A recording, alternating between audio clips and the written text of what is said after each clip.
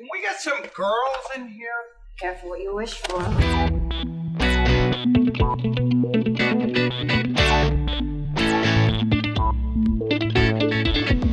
Olá, fãs! Bem-vindos a mais um episódio de A Quinta Linha, um podcast produzido pelo NHLas, o primeiro e único podcast de hockey em toda a internet, ou pelo menos o único que você precisa ouvir. Eu sou a Mafê e hoje de volta à nossa linha temos Thaísa Lopes, tudo bem? Oi, olá, ouvintes, como estão? E também Marina, bonjour, hi! Bonjour!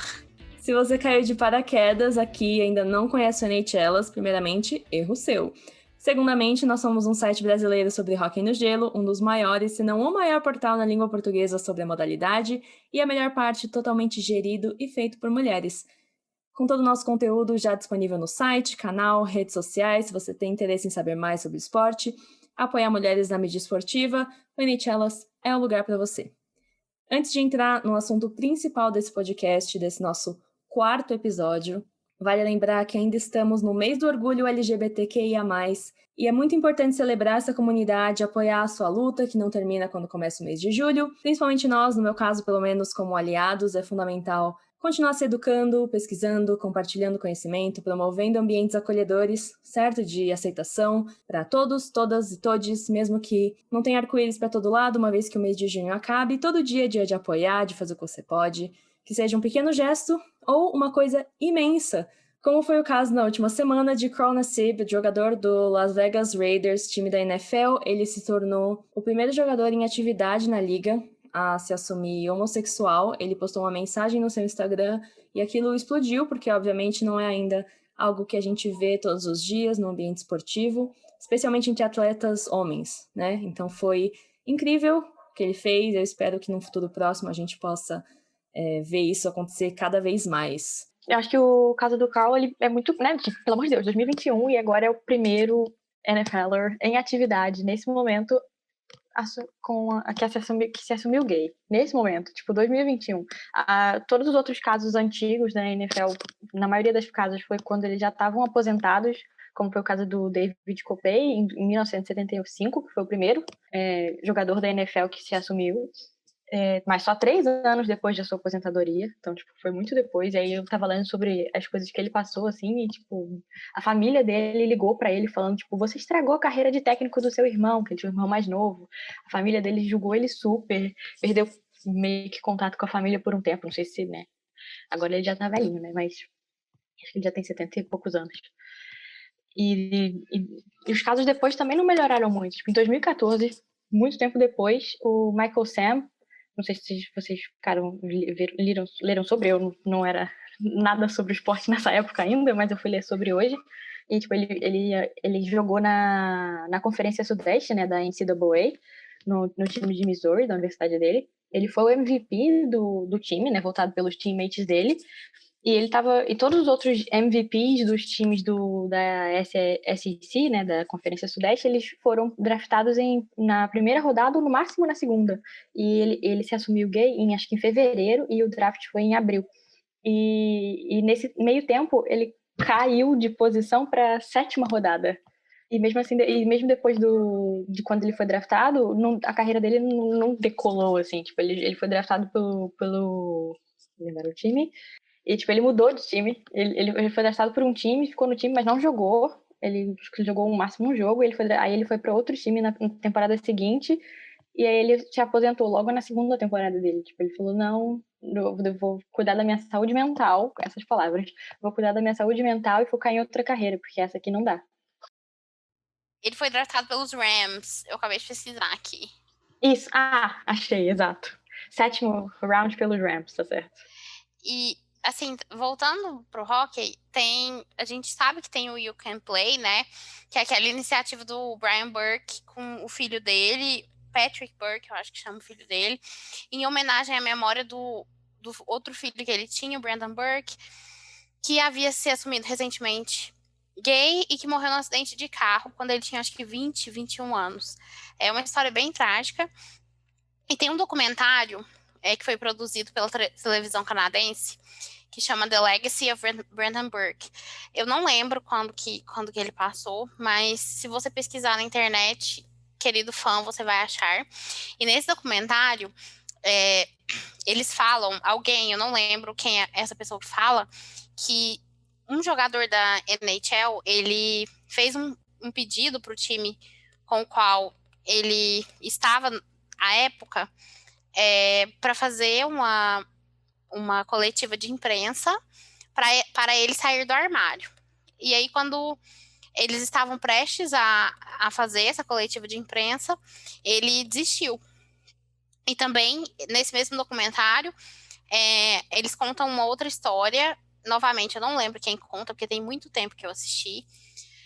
Mas eles contam uma outra história de uma situação em que um jogador entrou em um bar gay e viu outro jogador de outro time.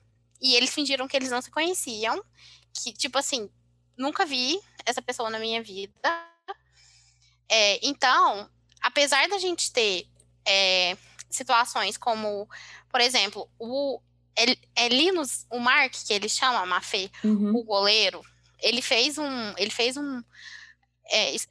matéria, escreveu uma coisa para uma publicação sueca, alguns anos atrás, falando que a partir do momento que eles chegam num ponto de competitividade, de alto nível, como a NHL, por ser um ambiente extremamente homofóbico e machista, e que promove essa cultura do homem machão, forte, não sei o quê, que provavelmente não existem... todos os caras que são LGBT, eles desistem antes. Mas essas histórias que foram contadas nesse documentário, elas mostram pra gente que não, que existem, só que eles são uma minoria, de fato, e que não se sente nem um pouco confortável para viver a vida sendo seu eu mais autêntico e podendo se expressar de uma maneira livre, pelo ambiente opressivo que é a liga. Com certeza. E isso que você falou, a gente comenta bastante que pelos números, né, de jogadores empregados na NHL, seria muito improvável não ter ninguém, mas que também todo o percurso, o sistema para alguém chegar a esse nível profissional de hockey, pelo ensino médio e universidade ou pelas ligas júnior, é isso que você falou, é uma cultura hipermasculina, tóxica, que muitas vezes oprime até a pessoa sair. E parece que é proposital, né? A gente imagina que muitas pessoas não saibam que fulano desistiu por esse motivo, mas que parece um sistema construído para realmente, entre aspas, filtrar. E eu vejo não só em relação aos LGBTs. A gente vê isso também com as minorias, porque a gente já falou isso várias vezes, né? Que hockey é o esporte do homem branco rico. Mas é verdade. A gente vê que, por ser um esporte caro, pelas competições e ter o melhor acesso às melhores escolinhas, às melhores competições, etc., ao melhor equipamento, a gente vê uma liga extremamente branca, onde o nepotismo rola solto, porque não só nas equipes, mas também a nível de gerenciamento, né, dos times, a gente vê uma repetição das mesmas pessoas, do mesmo homem branco, né, que é o que a gente chama não carinhosamente de Old Boys Club. Sim, uma reciclagem infinita de 200 caras propagando essa cultura hipermasculina, misógina, tóxica de supremacia branca. Pesquisei aqui, The Legacy of Brandon Burke foi exibido no Canadá em 2010, novembro. Mesmo ano que ele morreu, mas no final do ano, ele morreu em fevereiro. Pela CBC. Provavelmente a gente consegue encontrar aí pelos meios não tão legais da internet. Com certeza é um conteúdo que vale conferir se você não assistiu ainda. Sim, gente, assistam. Eu não tenho certeza se é só esse documentário, se tem algum outro que lançou depois. E essas coisas que eu falei, eu me confundi em outro documentário, mas é alguma coisa relacionada ao You Can Play e a questão do Brandon Burke. Se não for esse, vocês pesquisem com esses termos que vocês vão achar.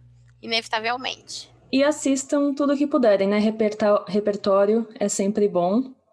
E aí a gente não precisa ficar igual a NHL celebrando o orgulho hétero, aparentemente, quando chega o mês de junho, Sim. passando vergonha.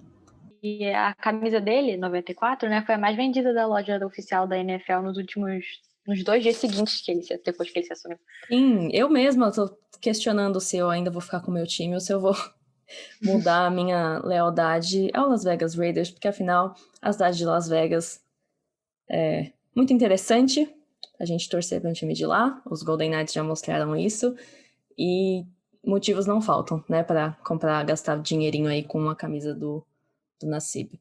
Mas saindo então da NFL e voltando ao nosso esporte, meninas, vamos falar dos playoffs, aí terceiro round acabou de acontecer. Antes disso, eu acho que a gente tem que repercutir uma notícia que aconteceu essa semana, que é o Seattle Kraken finalmente tem seu técnico. E, para a surpresa, e eu falo isso sem um pingo de ironia na minha voz, o técnico do Seattle Kraken é Dave Hextall.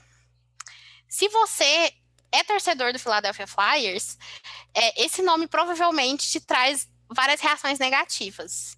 Mas antes disso, a Thaísa vai falar um pouquinho sobre ele. Ele foi nomeado, né, o primeiro head coach da história do Kraken. Então, querendo ou não, ele vai ficar marcado.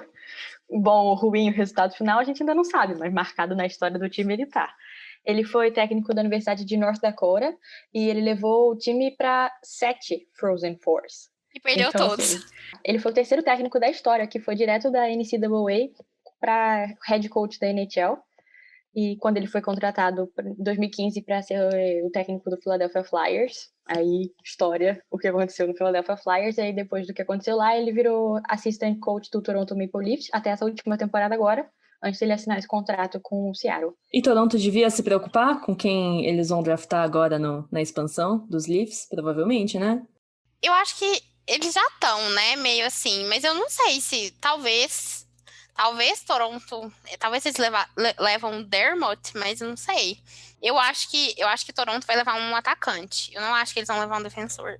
De Seattle, então, na verdade, assim, o Kraken vai levar um atacante e não um defensor, né? Então, não sei até onde essa influência vai ser sentida. Mas é importante ressaltar que por que ele virou técnico do Philadelphia Flyers? Porque ele era técnico do filho do então GM dos Flyers, que atualmente é o GM dos Penguins, Ron Hextall. Novamente, a palavra com N aparece aí, né, gente? O nepotismo. Quando ele foi técnico dos Flyers, a torcida odiava ele, porque ele era extremamente defensivo, vide o fato dele ter virado assistente técnico de defesa, né, em Toronto. E no final e assim, ele era conhecido por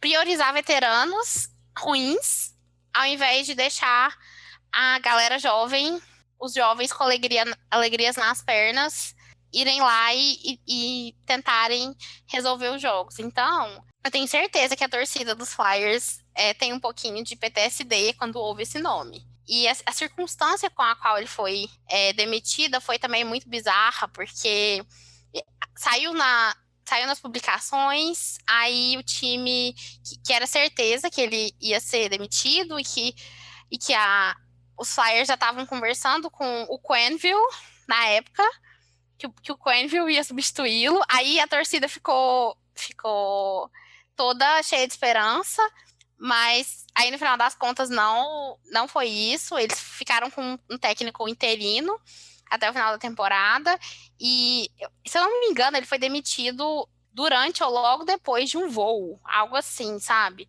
Tipo, eles chegaram em algum lugar e ele foi demitido, um negócio assim, mas eu não lembro exatamente a circunstância. Mas, por outro lado, seria extremamente flyeira e extremamente on-brand para o Philadelphia Flyers se esse cara chegar em Seattle e, tipo assim, se transformar em outro técnico da NHL, sabe? E o Kraken vai que nem a Las Vegas pra final na primeira temporada, arrasa todo mundo. Sim, isso aí. Eu acho que, considerando as energias que rondam a equipe da Filadélfia, isso também a gente não pode descartar, essa possibilidade.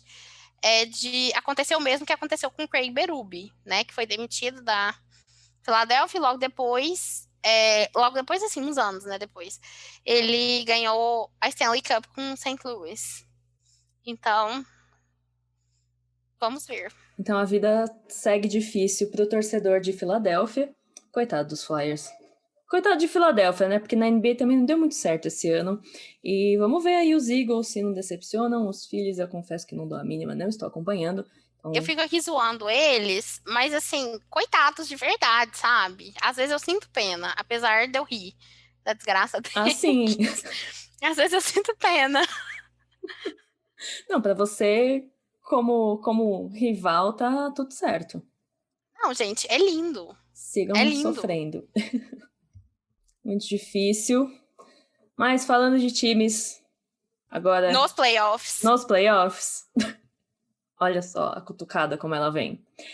Tivemos as semifinais da Stanley Cup, que afinal um nome que não deu muito certo, mas é claro que a NHL ia fazer alguma coisa idiota como declarar um time campeão de uma semifinal, já que não teve conferência leste e oeste esse ano para eles disputarem o título. A gente teve Montreal surpreendendo o Vegas Golden Knights. Surpreendendo não, né? Porque eu tinha certeza de que isso ia acontecer. Nunca duvidei do meu querido vermelhinho. Venceram em 6 jogos, 4-2 na série. Comentários, vamos lá. Olha, o meu primeiro comentário é que a Liga tinha certeza que Montreal ia perder. Por isso que eles decidiram dar um troféu. Conferência Oeste. Eu tenho certeza absoluta que o Batman tinha certeza que Vegas ia ganhar. E ele falou, imagina que um time do leste vai ganhar o troféu do oeste e a gente vai virar motivo de piada. O problema é que toda vez que o Batman pensa, imagina que a gente vai virar motivo de piada, eles viram motivo de piada pela exata razão que ele tentou evitar. Então, assim, cometendo os mesmos erros de novo, tem algo de errado. Queria comentar também de Cole Caulfield, Mafê, essa pra você, marcando os primeiros gols de playoffs da carreira dele, achei fofo, primeiro, né? O único gol de Montreal naquele primeiro jogo foi dele. E depois também ele marcou 4 gols, né? No final, até o final da série. Nas vitórias e nas derrotas. Grande Bilbo realizando as manifestações de seus fellow Badgers. E recebeu um novo nome, que é Cole Caulfield. Obrigada nome pelos mimos, ESPN. Muito obrigada pelos mimos. Mal posso esperar pela próxima temporada vocês continuarem a dar esse tipo de risada ao torcedor de hockey, porque afinal é isso que a gente gosta, né? De descontração, porque essa liga dá muito motivo pra gente reclamar. Vamos comentar as arbitragens, falando em motivos de reclamação, ou deixa passar? Porque nem merece. Antes disso, eu só queria falar que Montreal não é o primeiro time a ter ganhado o Prince of Wales e o Clarence Campbell, os 2 troféus. A gente tem a resposta óbvia, né, que é o Detroit Red Wings, né, que mudou de conferência uma década atrás, foi, né? Foi em 2013, depois da temporada de 2013. 2013, Então, foi na década passada mesmo. A gente tem o Philadelphia Flyers, que já ganhou os 2 também. O Chicago Blackhawks e o New York Islanders. Olha só. Olha só, gente. Então, a geografia, como a gente bem sabe, não é o forte do americano. Não mesmo. Definitivamente. Se você assiste NFL, principalmente... Nossa. Não é. Muito difícil. E aí o troféu do oeste vai para o leste, o leste pode ir para o oeste, e a gente tem essas coisas, né? Mais algum comentário sobre a série entre Montreal e Vegas que vocês queiram muito fazer? Porque eu tenho um, mas eu vou guardar para o final. Nossa, eu tenho um de que eu definitivamente, assim, eu acho que para você estar dentro da arena, eu gostaria de estar dentro da arena em Vegas. Se for para eu estar fora da arena, eu gostaria de estar fora da arena em Montreal. Lá segurando os cones, segurando aquela barraca no meio do povo. A plantinha. A planta. E assim, gente, eu confesso que eu conheço pessoas, eu vi stories ao vivo de lá, e eu fiquei... Honestamente, eu nunca tive tanto FOMO na minha vida. igual eu tive assistindo os stories Nossa, daquela o Mark soca. Lazarus colocou perfeitamente no Twitter, assim... Em muitas noites, eu normalmente gostaria de estar em Montreal, mas naquela, particularmente, né? Festa Nacional do Quebec, ganha a série, vai pra final em tantos anos. Ai, incrível. Cara, É bom a gente mencionar, né? Pra Uhum. quem não conferiu aí a cobertura completa dos playoffs, vai lá no site da NHL, que tem muitos detalhes mais sobre os jogos, resumos completos de todas as partidas de cada série, desde o início dos playoffs, e também comentários, curiosidades, como esse, por exemplo, de que Montreal não ia a uma final da Stanley Cup desde 1993. Acho que 2 de nós 3 não estavam nascidas quando ele foi, não preciso revelar quem, a não ser que a pessoa queira se manifestar. olha o shade. Eu e a Gabi éramos fetos. E eu vou entregar a Gabi junto, né? Porque a gente tem exatamente a mesma idade. Nós temos 8 dias de diferença apenas. As duas do melhor signo do zodíaco, Sagitário. Segundo melhor. Mas estávamos as duas de boa nas barrigas de nossas respectivas mães. O resto nem sonhava em nascer. Nem sonhava em nascer. Ainda tinha muitos anos. Não mesmo. Aliás, até hoje, se eu pudesse, não teria nascido, mas isso é um papo para outro podcast. Bom, o meu comentário, antes da gente passar para outra série, queria trazer aqui, eu tenho uma mensagem de alguns anos atrás, salva, com estrelinha no grupo do Neitelas. Eu acabo salvando várias mensagens que podem vir a ser úteis no futuro, essa foi uma delas. Marina, 26 de maio de 2019, tava rolando um papo sobre o draft que ia acontecer em pouco menos de um mês. No meio da conversa sobre possíveis draftados, rankings que a gente fazia, necessidade de cada time, você fez o seguinte comentário, abre aspas. PS, 2 pontos. Até hoje não acredito que o DeBrincat caiu no colo dos Hawks porque não queriam ele por causa do tamanho. Eu acho que a mesma coisa vai acontecer com o Caulfield esse ano, e daqui uns 2 anos vai ser a mesma choradeira. Fecha aspas. Marina Diná, vocês conhecem? Eu vou até colocar o print dessa mensagem no Twitter como prova, se você autorizar, claro, se alguém estiver duvidando. Não, eu autorizo, mas eu não lembrava que eu tinha feito esse comentário. Mas parece realmente alguma coisa que eu falaria. E, de fato, gente, a choradeira já começou. Se você vê, as criaturas que torcem para os times que draftaram. Ele foi draftado, eu acho que em 15º? 14º, né? As criaturas que draftaram ali de 8º até 13º já estão chorando já tem um tempinho. Agora que ele tá jogando desse jeito, mais ainda, porque a gente tem que lembrar que ele ganhou o Hobey Baker esse ano, que ele ganhou o World Juniors. E agora tá indo aí disputar a final da Stanley Cup. Gente, essa pequena criatura pode ganhar a Stanley Cup e aí, ano que vem ele ainda vai estar elegível pro Calder. Assim, alguém teve uma pandemia melhor que Cole Caulfield? Eu acho que não. Eu acho que não, também. E realmente incrível. Eu acho que a Jess colocou no texto, ele é o primeiro, desde o primeiro vencedor do Hobey Baker na NCAA, que é o MVP da temporada, a disputar a final da Stanley Cup na mesma temporada que ele ganhou o troféu. Então, assim, o primeiro ganhador do Hobey Baker foi em 1981, talvez. Então tem aí seus 40 anos. Não sei de cabeça. E, né? Muitas coisas históricas. Parabéns ao Bilbo. E, assim, a gente falava na época comparações com o DeBrincat, que também tem seus 1,70. Mas ele... De patins, né?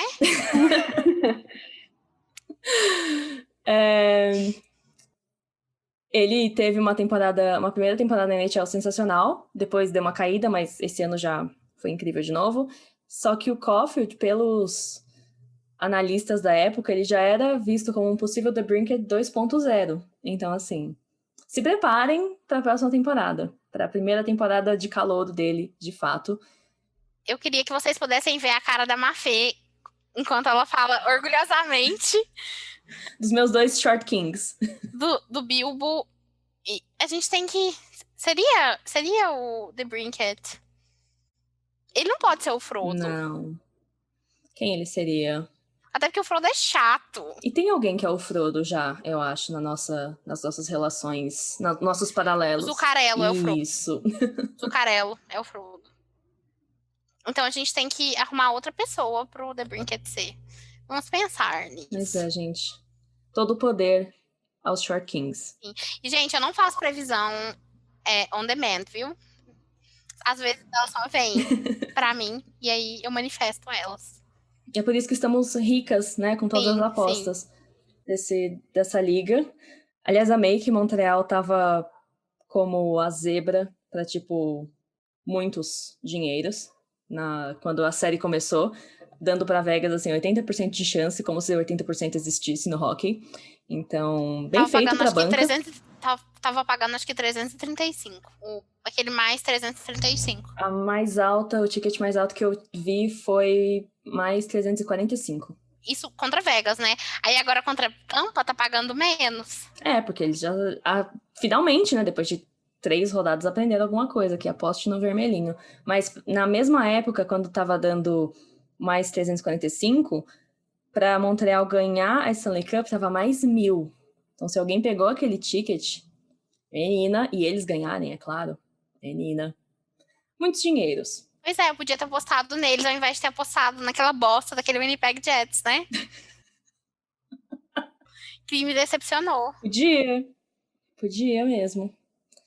Muitas pessoas devem ter colocado os Jets ali, perdido seus dinheirinhos. Não, gente, eu não apostei, Fazer o quê? porque eu não tenho essa total confiança em um grupo de homens brancos. Desculpa.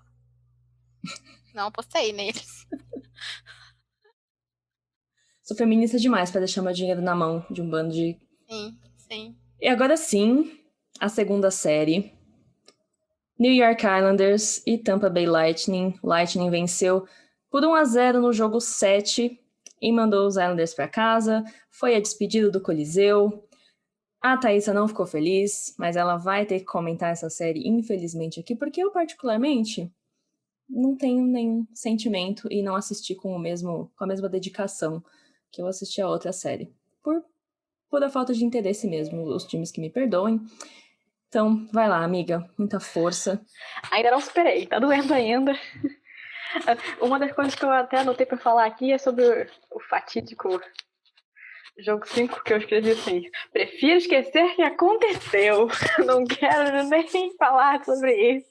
A gente fala sobre o resto, que a série foi, né, disputada em alguns momentos equilibrada, em outros momentos nem tanto.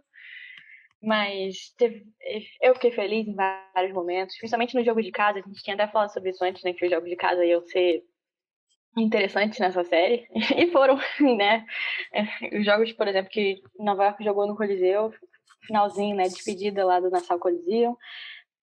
Entre aspas, porque parece que na próxima temporada talvez tenha na pré-temporada ter uns joguinhos lá, quem sabe. Mas oficialmente eles já vão estar no estádio, na Arena Nova, né? Mas os jogos que jogaram lá foram emotivos. A plateia tava linda, sério. Comparado com o Tampa, principalmente, alguns jogos que parecia que estavam mortos, eles estavam... Foi lindo de ver de longe mesmo, né? Infelizmente não posso viajar para Nova York nesse momento. Ai, infelizmente. Mas foi, mais uma vez, né? Chegando perto e dando tchau para o mesmo time, né? Falando, sigam vocês, não queria ver isso de novo, não queria mesmo. Assistir o último jogo, eu assisti metade do jogo, tava passando na TV, mas eu tava tão nervosa que eu tava tipo, quero fazer qualquer outra coisa, menos assistir isso. Ainda mais que, né, 0-0, e aí ninguém fazia gol, e aí teve um gol num power play do Islanders, mas que, né, quem fez foi o Tampa, e foi o único gol da partida, e foi... Chorei. Fiquei tristezinha, mas acontece. Aí eu consegui compartimentalizar bastante o que aconteceu. Eu fiquei, tipo, pra mim o jogo, né, o jogo de 8-0 foi um pouco pior, sofri um pouco mais naquele momento. Mas nesse eu fiquei triste, mas aí logo depois, aí eu falei, tá, tudo bem, tem ano que vem, né? no caso, próxima temporada, não é esse ano ainda. Tem próxima temporada, vamos ver o que acontece ali. Só que aí depois eu fiquei vendo os jogadores falando, tipo, mas a gente não sabe se vai continuar o mesmo time, né? Várias pessoas já vão se aposentar, talvez, saiu alguns, eu fiquei tipo, eu não queria pensar sobre isso. Por que eles têm que falar sobre isso? Gente, deixa essa conversa pra depois, que todo mundo tiver recuperado. Não, mas você comentou de ser a mesma série do ano passado. Eu, pelo menos, achei que... E aí as torcidas devem ter tido bastante a ver com isso também, porque ano passado a gente tava na bolha... A gente não, né? Eles estavam na bolha. Foi aquele negócio meio estranho. Mas já foi um hockey muito mais legal, entre aspas. Foi uma série muito mais divertida de acompanhar do que a do ano passado. Dinâmico, né? O jogo 6, pra mim, eu achei ele fenomenal. Eu vi quase todos os jogos dessa série. O jogo 6 tem uma frase que o Beauvillier falou depois do jogo, que eu achei genial. Que ele falou assim, que o prédio, quando a gente entrou no overtime, estava cheirando como cigarros, e agora cheira como cheirar cerveja. Porque a torcida jogou cerveja lá. Gelo. E de comemoração também, né? Porque o copo vai pra cima e todo mundo tomou banho de cerveja aquele dia. Eu achei o máximo. Eu vi o pessoal criticando, mas, cara, deixa eles viverem um momento. A torcida ainda não sabia, os jogadores ainda não sabiam, mas foi a despedida, né, do Coliseu. O Coliseu é uma arena mística e histórica, né? Porque os Islanders ganharam 4 Stanley Cup seguidas lá, então tem todo o negócio da dinastia e não sei o quê. Eu acho que era a última arena de todas as arenas de hockey que permitia que fumasse dentro dela. Eu não sabia disso, eu descobri isso por causa disso que ele falou na coletiva de imprensa, mas eu achei bem legal. E assim, gente, honestamente, eu queria que os Islanders tivessem passado, não gosto particularmente do time, mas eu gostaria que o meu time continuasse sendo o time do back-to-back, entendeu? Eu não quero que Tampa ganhe back-to-back. Porque eu quero que o último time que tenha feito isso continue sendo o meu time. Então, não gostei desse resultado, confesso. Mas aí no final, se não continuar, você pode ainda falar que o seu time foi o único que fez em temporadas, né, CNTP. Condições normais de temperatura e pressão. Sem asterisco, porque... né? Sem asterisco. No final, gente, qualquer coisa negativa pro seu time dessa temporada, você fala, tudo bem, não valeu mesmo, não conta. Não conta. E deixa as pessoas falarem. E... Eu ia falar alguma coisa do... é muito legal isso que a Thaís falou, deles estarem planejando uma despedida oficial do Coliseu, mesmo que seja na pré-temporada, porque...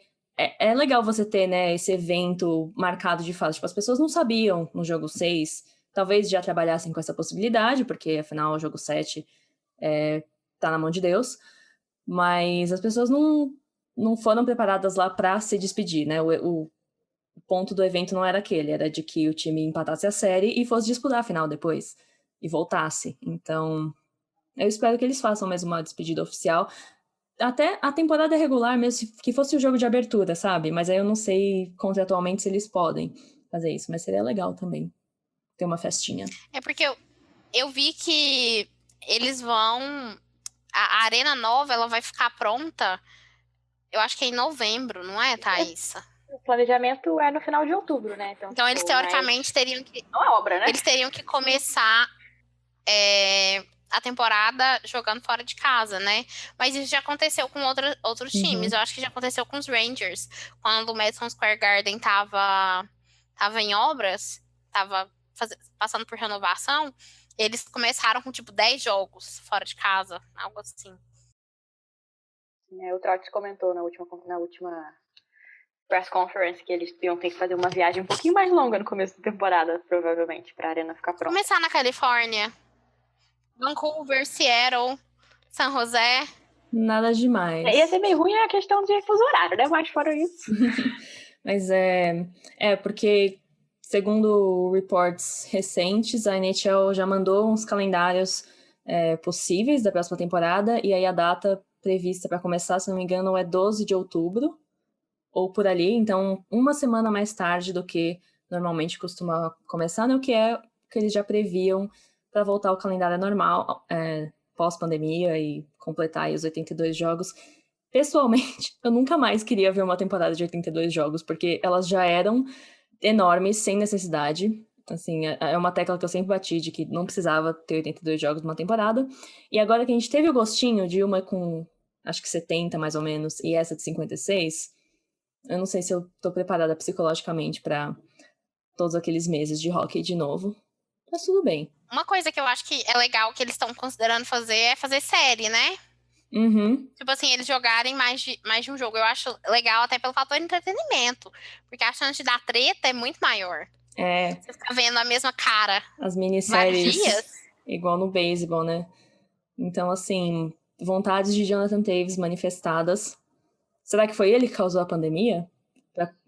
Para colocar seu calendário à prova? Fica aí a teoria da conspiração. O calendário teve, gente. Mais algum comentário, algo a dizer sobre essa série entre Nova York e Tampa, meninas? Tem sempre temporada que vem. Muito bom. E a gente sempre tem que lembrar, e eu vou falar isso só porque eu acho que é uma coisa que todo mundo pensou, né? A gente sempre tem que lembrar que Tampa é um time que está quase 20 milhões acima do cap salarial. Olha, Então, bom pra eles, que sabem usar as regras a seu favor. sabem usar, né? Aliás, isso Mas- deveria ter sido motivo suficiente para levar o prêmio de GM do ano. Porque, assim, simplesmente torceu todas as regras a seu favor e tá aí, gastando milhões, plano e belo, com o melhor time que o dinheiro pode comprar. Ao invés de ficar dando contrato pra uns véi, né? Exatamente. Que é o que o outro GM fez. Desculpa, Thaís. Ele fez um bom trabalho. Mas, olha, só que eu sou anti Lula Moriello, única e exclusivamente porque ele é anti barba e cabelo grande. Tem esse detalhe. E eu não compactuo com isso. Eu acho também que eles ficam lindos quando eles estão... Eu acho que isso enfeia o time dele. E ele deveria já entrar no século XXI, na era cabelo grande e barba. Eu não sei nem se ele já entrou no século XX, então, assim, True. complicado. Complicado, o menino Lu. Tá aí, entre os 200 Rockman brancos e velhos, que a gente sempre fala. Sim. Previsões da Stanley Cup.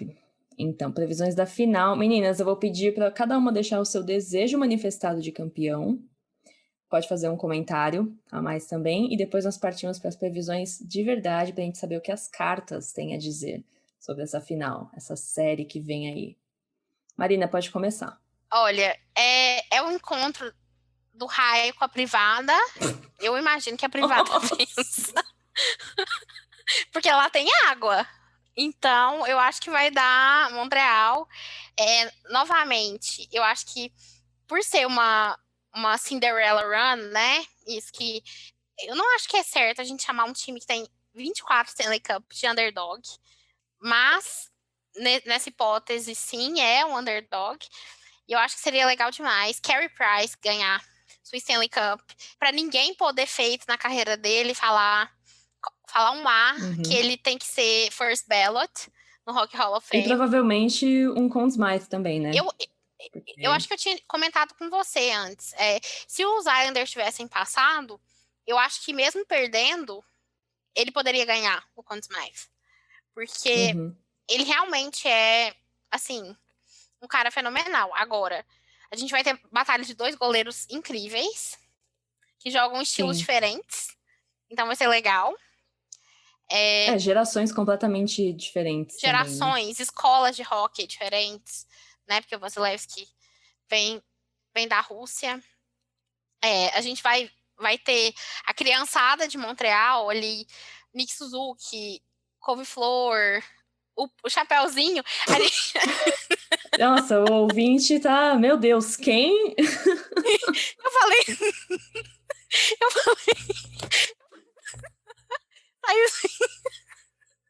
Saiu sem querer. Saiu totalmente sem querer o Couve-Flor. Ai, meu O Deus. Caulfield, gente. É porque eu gosto de apelidar as pessoas com nome de vegetais. Gente, eu tô até chorando de rir. Foi sem querer, eu juro. Eu falei na naturalidade. Perdoada, tá corrigido. Eu tava tentando lembrar o nome do O Chapeuzinho? do Corte de M, do Chapeuzinho. Então, enfim, a gente tem eles, mas ao mesmo tempo tem o Shea Weber, tem o Carey Price, obviamente, tem o Gallagher, que são super veteranos e que seria muito legal pra eles também. Tem o Jaime Lannister em sua jornada de redenção. Gente, é a Batalha dos Gêmeos. A gente finalmente vai ter a prova de que eu estou certa, de que eles são a mesma pessoa. O Corey Perry e o Steven Stamkos. Porque a gente vai ter eles lado a lado. A televisão não vai mentir, as imagens não vão mentir. E aí a Sofia e a Maria Fernanda ficarão expostas como erradas. E eu como certa. Vai ser linda, enfim. Mas aí do outro lado a gente tem o Kucherov, que aparentemente não tá machucado. Veremos. Até ele levar um slap shot do Shea Weber. Nossa. Veremos. A gente tem o Brayden Point, que assim, ao meu ver... Outro Short King também. Outro Short King. Seria o meu Conn Smythe, se eu votasse. Que mais? E assim, Tampa é aquela coisa. Eles estão meio que numa categoria própria. É uma coisa bizarra ver o time jogar. E, enfim, todo mérito para eles. Legal que eles estão na final de novo, mas quero que percam. Vão defender o título e falhar, aparentemente. Vão defender o título e falhar. Eu também sou Montreal desde criancinha, mas aí, por preferência, a eles mesmo. Acho que seria uma história incrível de não acreditaram em nós, e nós estamos aqui, ganhamos mesmo assim. Seria bom pro Canadá, no geral, porque fica aquela narrativa sempre dos times canadenses, né? Mesmo eles não sendo nem o time com mais canadenses. Tipo, no próprio...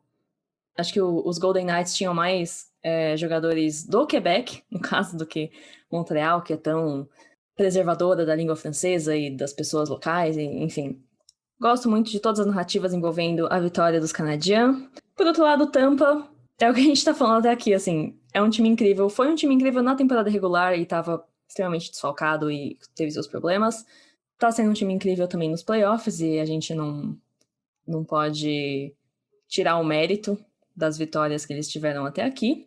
Mas, entre Quebec e a Flórida, de 10 vezes 11, eu sempre escolho o Quebec. Então, fica aí mais um desejo. Thaísa.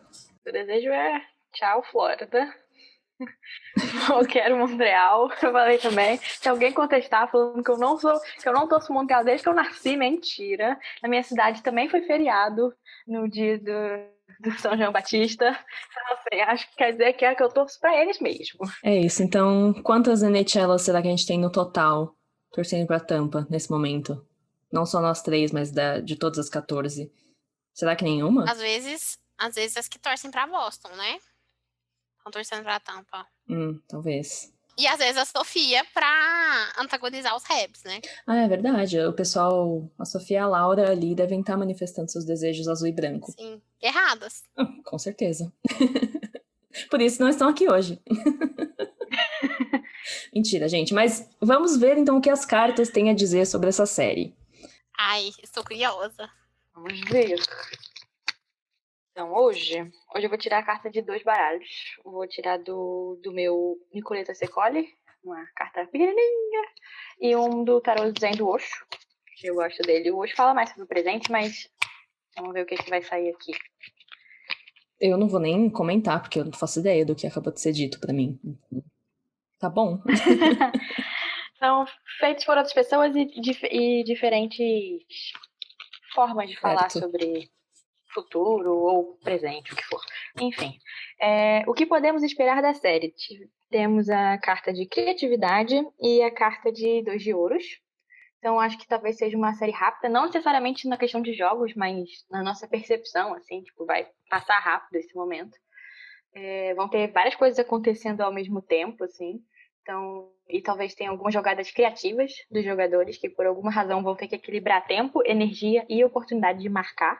Então, quem sabe a gente veja alguns overtimes aí, nos últimos segundos, assim, indo pro overtime, ou a decisão do overtime sendo, tipo, tava de um jeito, aí do nada aconteceu um monte de coisa, aí alguém faz uma jogada criativa e aí marca e ganha. algo assim.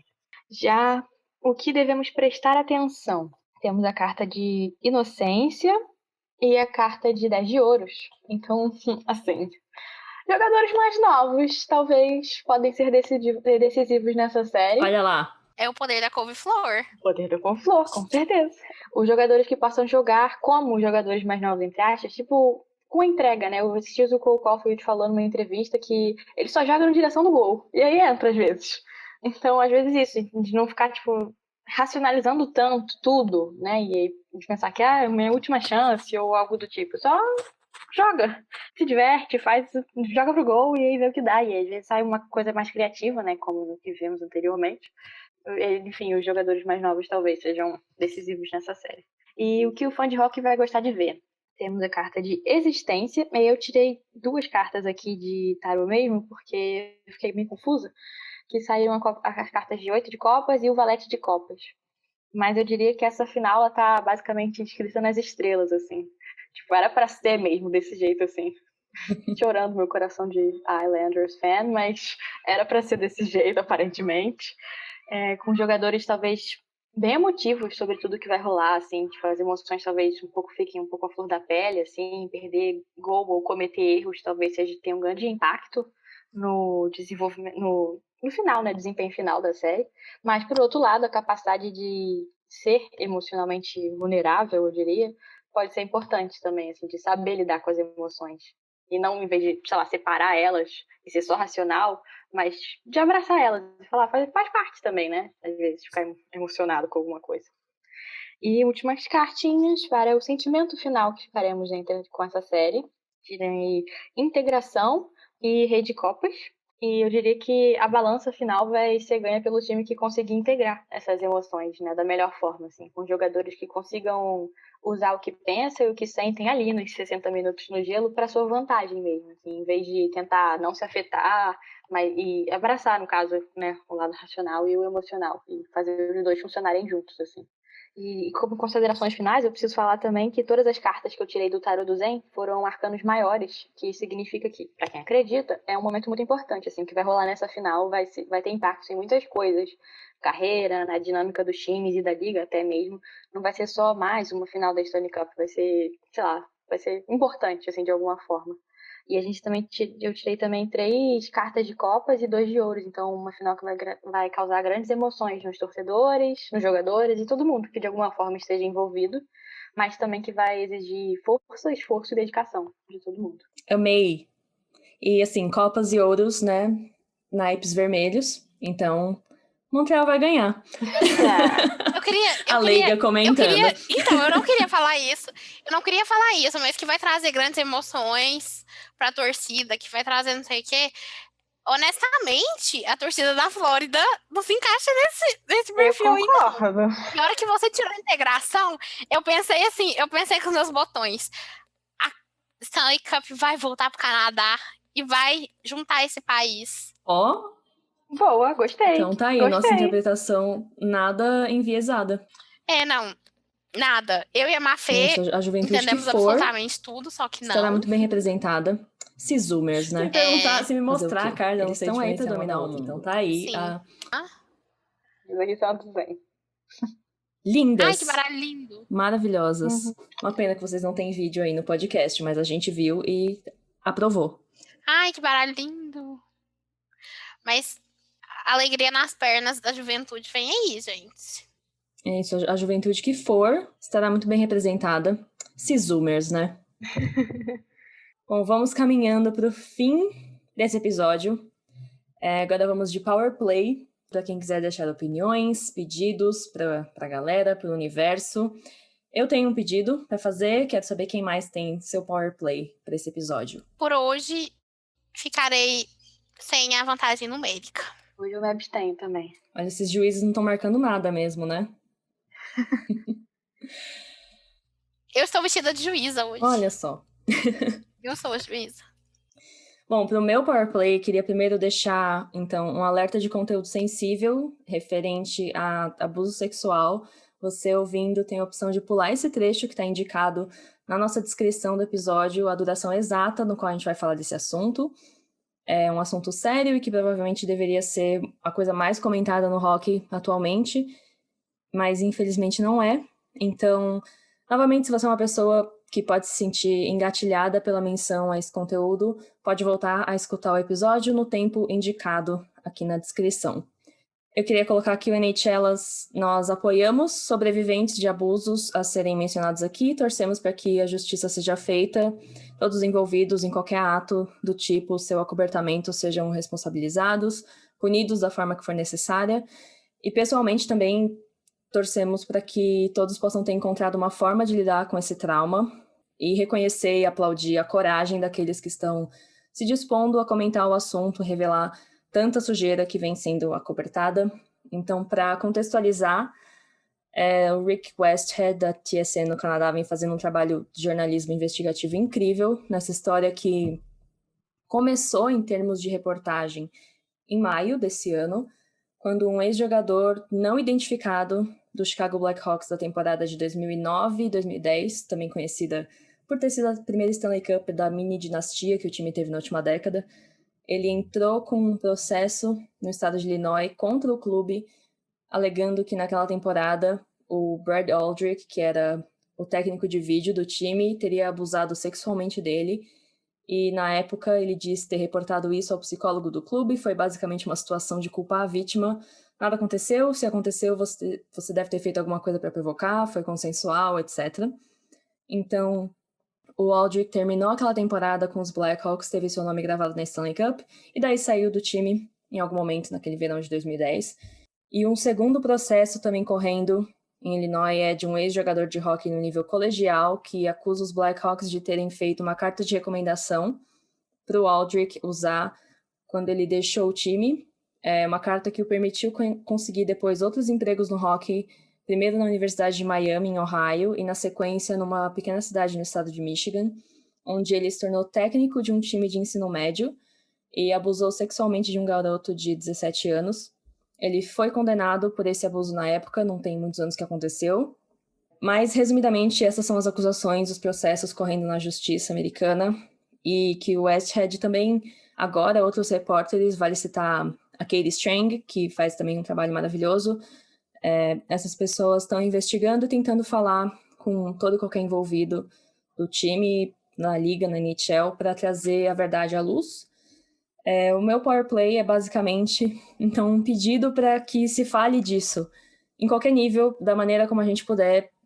Sabe, eu mesma não consegui escrever sobre ainda, por mais que eu quisesse, na minha cabeça tá tudo por toda parte com essa história, e eu fiz aqui umas 5 páginas já de pensamentos desconexos de várias coisas sobre o time, sobre a liga, sobre os casos. É uma história com a qual eu me relaciono por diferentes motivos e a cada dia tem um novo braço se desenrolando, então para mim, no momento, esse é o espaço que eu encontrei para talvez começar a organizar minhas ideias e falar sobre. Então eu acho que a gente tem uma responsabilidade como mídia, no caso da NHL, entre aspas, amadora, mas também como fãs do esporte, espectadores, de não deixar esse assunto passar, cobrar da mídia profissional aqui e fora, mas principalmente também cobrar da própria NHL e todos os clubes, porque até agora, no momento dessa gravação, não teve nenhuma manifestação oficial e referência ao caso, e vamos lançar uma investigação privada, apoiamos as vítimas, se isso for comprovado vai ter consequências, nada do tipo. E é óbvio que não é um problema que se resume aos Blackhawks de 11 anos atrás. Então, que a gente tenha todas as conversas desconfortáveis necessárias agora, porque elas não ocorreram no passado e, infelizmente, muitas pessoas sofreram e foram afetadas desde então. Esse é o meu Power Play. Sobre isso, Mafê, sobre essa história, vale lembrar que amanhã a gente tem a conferência de imprensa, coletiva de imprensa do Gary Bettman, que ele faz todo ano, logo antes do início das finais da Stanley Cup, e a gente pode esperar muitas perguntas sobre isso. Eu espero que sim. De início, os grandes nomes da mídia que tratam sobre hockey estavam em silêncio, e hoje de manhã saiu o 31 Thoughts, né, que é o podcast do Elliot Friedman e com o Jeff Marek, e eles falaram brevemente sobre isso, mas, assim, na minha opinião, o Friedman falou, sei lá, 5 minutos, sem falar nada muito... Sem falar basicamente nada, sabe? Só deu um panorama geral da situação, mas não se manifestou de qualquer forma. E eu acho que a gente já conseguiu perceber pelas coletivas com as equipes. A gente viu no caso da coletiva do Bergevin, que fazia parte dos Blackhawks em 2010. Ele era diretor de operações com jogadores, salvo engano. Player personnel. Player personnel. A gente não vai ter, porque o Winnipeg Jets já tá fora dos playoffs há muito tempo, mas o Kevin Cheveldayoff, é Cheveldayoff, né, o nome dele? Isso. Que é o GM do Winnipeg Jets, também era GM assistente dos Blackhawks nessa época, e a gente teve nas coletivas de imprensa dos Islanders, o Nick Leddy foi perguntado, deu uma resposta péssima. Era melhor ter falado no comment do que a resposta que ele deu. E a gente imagina que amanhã o Gary Bettman vai ser perguntado sobre isso. Só que Gary Bettman, como um bom advogado que ele é, a gente pode ter vários questionamentos sobre o caráter dele, sobre a pessoa dele, etc. Mas que o homem é um bom advogado, ele é. E a gente percebe isso quando ele vai se manifestar sobre qualquer coisa que envolva questões legais. Ele vai ter que fugir de muita pergunta difícil amanhã. E eu concordo, eu acho que assim, eu concordo com você, a gente precisa falar sobre isso. Eu acho que esse tipo de situação, a gente não pode permitir que isso seja varrido para debaixo do tapete. E a gente precisa da responsabilização. E precisa que seja feita uma investigação independente, porque independentemente se o juiz dispensar essa situação ou não, dispensar o processo, no caso, né? Porque, falando em legalês, obviamente eu não li o processo, não posso comentar sobre, até porque esse tipo de processo normalmente corre sobre sigilo, né? Eu sei que existe a possibilidade de ser visto como uma reclamação trabalhista, e aí ele poderia ser dispensado pelo juiz, né? Ser indeferido, no caso. Falando em termos muito amplos, o processo. Existe essa possibilidade. Mas o jogador em questão, que a gente não sabe quem é, ele está nos documentos que todo mundo tem acesso, como John Doe, né? Que é um nome... É como se fosse fulano, o equivalente a fulano em inglês. E ele pediu só 150 mil. Sendo que, eu acho que foi o Mark Lazarus que tweetou, ou foi o próprio Rick Westhead, que conversou com uma advogada lá de Chicago, e ela disse que ele poderia pedir pelo menos 10 milhões. O que nos faz ter mais certeza de que esse processo, ele não é uma busca ele não quer dinheiro. Ele quer que as pessoas sejam responsabilizadas. Com certeza, porque a gente falou já várias vezes, mais do que necessário para um único episódio, mas são os mesmos caras reciclados na liga inteira. Então, é um caso que aconteceu há apenas 11 anos, sabe? Não foi uma história revelada de, meu Deus, dos anos 70. Não, foi agora. O Stan Bowman era GM do time na época, ele ainda é GM do time hoje. O Quenneville saiu, tá treinando outro time, sabe? Muitas pessoas que já saíram daquela equipe e estão rodando a liga e provavelmente tinham conhecimento desses abusos, se eles, né, comprovarem que tudo aconteceu e que as pessoas estavam sabendo que teve reunião para discutir e ninguém reportou à polícia e tudo foi acobertado e, enfim. No mínimo, seria justo esperar que nenhuma dessas pessoas que estavam sabendo trabalhassem de novo no esporte. E isso da responsabilização é muito importante, porque a gente sabe o que pode gerar, né? A responsabilidade de você não ter reportado o cara, e aí ele vai lá e sai e trabalha de novo em outros lugares e faz novas vítimas, e a gente sabe que nesses casos Menor de de idade. predadores, eles têm, assim, às vezes centenas de vítimas, e da parte da vítima, é mais uma prova de que você tem protocolos para proteger só as pessoas em posição de poder e os predadores em si, no caso, porque você fala, então tá bom, vou seguir o protocolo, denunciei pro meu superior, denunciei para não sei o quê, e aí você segue as regras, você tem já a coragem de se manifestar. É por isso que as vítimas não se manifestam, porque você já dá esse passo de fazer alguma coisa a respeito e simplesmente é jogado na sua cara de que, então tá bom, ou a culpa é sua, ou a gente vai levar para os superiores e nunca mais vai falar a respeito, e se isso sair daqui, você que vai sofrer as consequências, e ninguém mais. E é importante a gente falar que na própria reportagem eles falam que jogadores que não foram nomeados relatam que todo mundo sabia, mas a gente teve o Brent Sopel, não é que ele chama?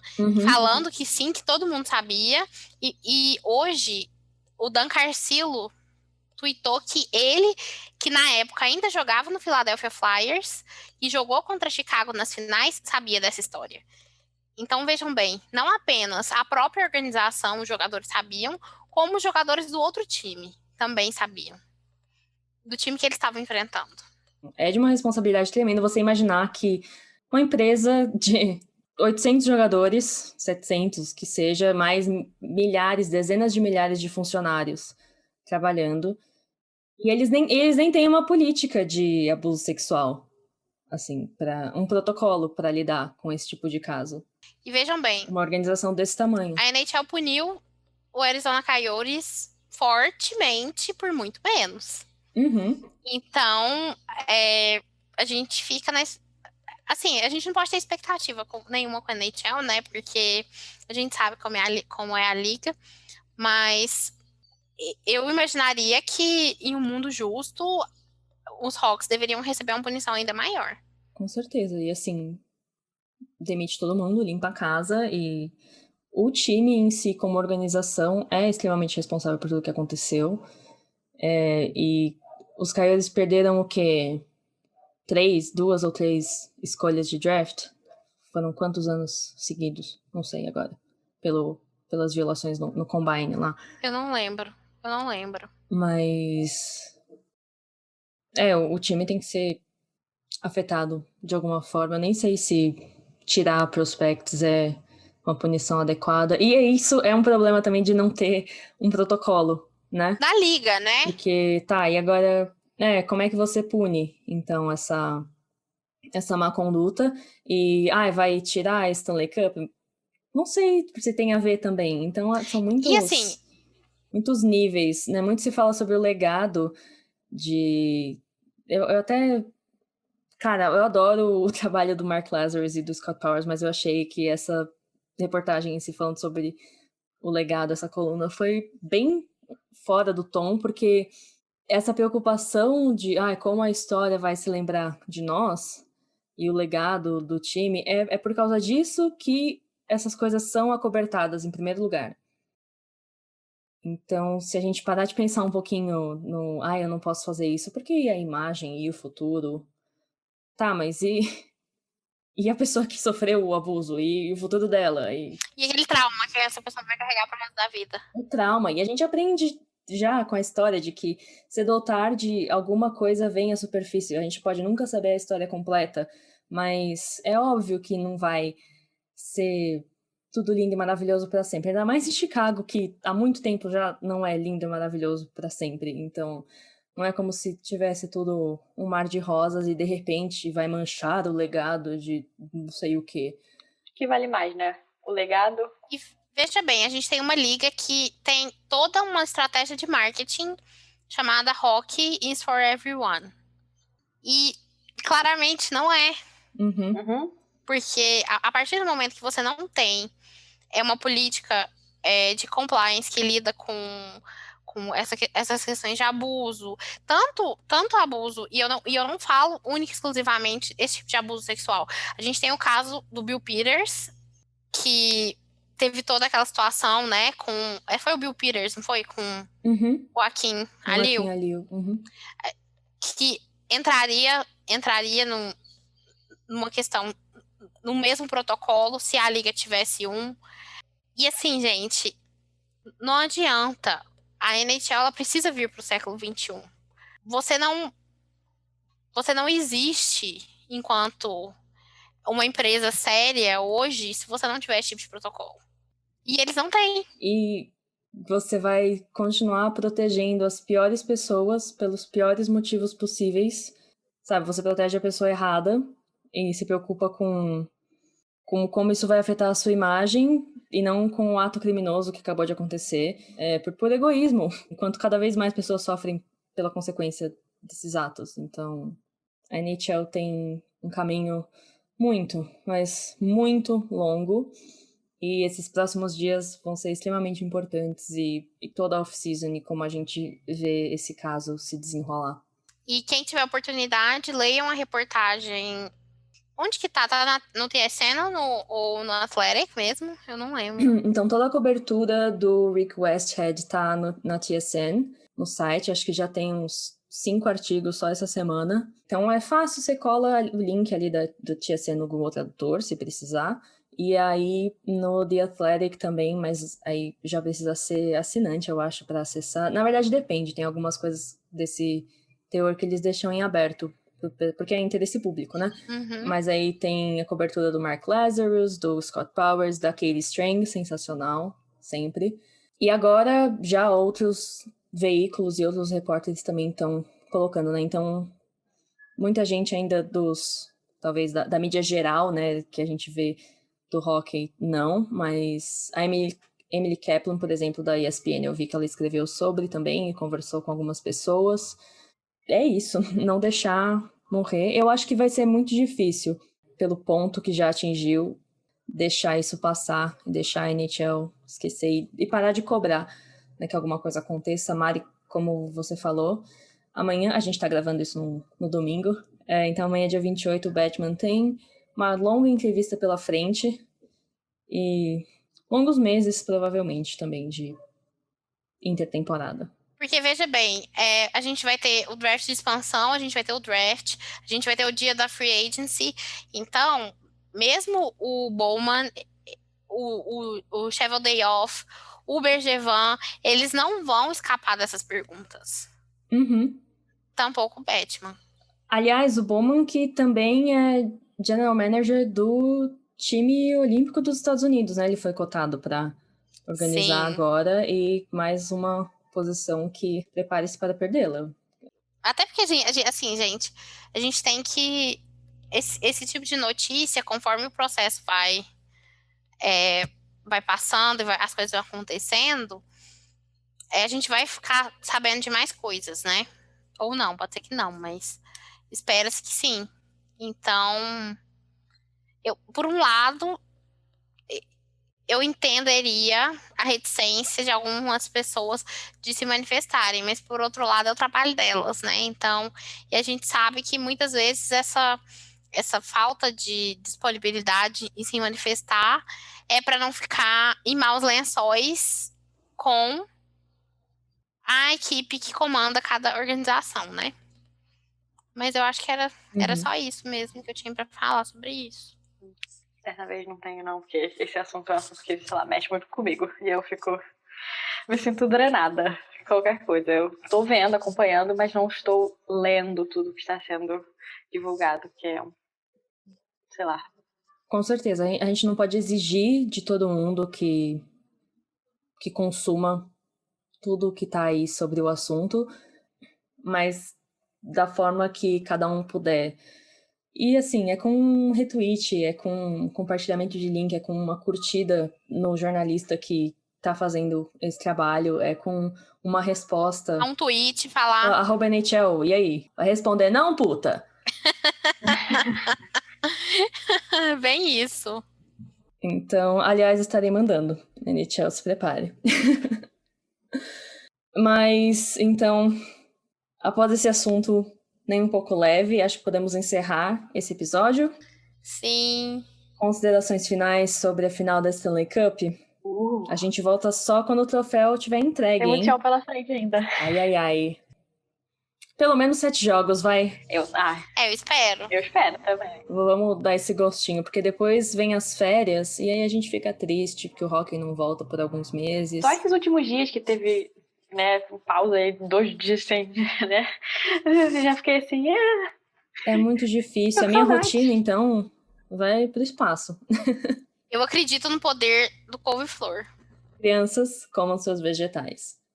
E não deixem de acompanhar o NHLas, então, nas redes sociais. A gente tá no Instagram, Twitter, TikTok, para você seguir, @NHLasBR, NHELASBR. Vocês também podem curtir nossa página do Facebook, se inscrever no canal do YouTube, mesmo endereço, mesmo arroba ou barra, para acessar. E, claro, o site nhls.com, conferir todo aquele conteúdo fantástico, tanto dos playoffs da NHL, mas também outras ligas, e curiosidades, quizzes, coisas de hockey na cultura, resenhas de livros, o que mais você imaginar. E um acesso direto para nossa lojinha, onde você pode conferir merch, produtinhos produzidos por nós mesmas, com referência a hockey, né? Temos camisetas, também canecas, adesivos, tem algumas coisas que ainda não entraram no site da loja, mas estão quase subindo lá. E se vocês virem a nossa equipe pelo Twitter, pelo Instagram, a gente está sempre postando nossos produtinhos maravilhosos. É aquele meme, né, da menina com a sacola.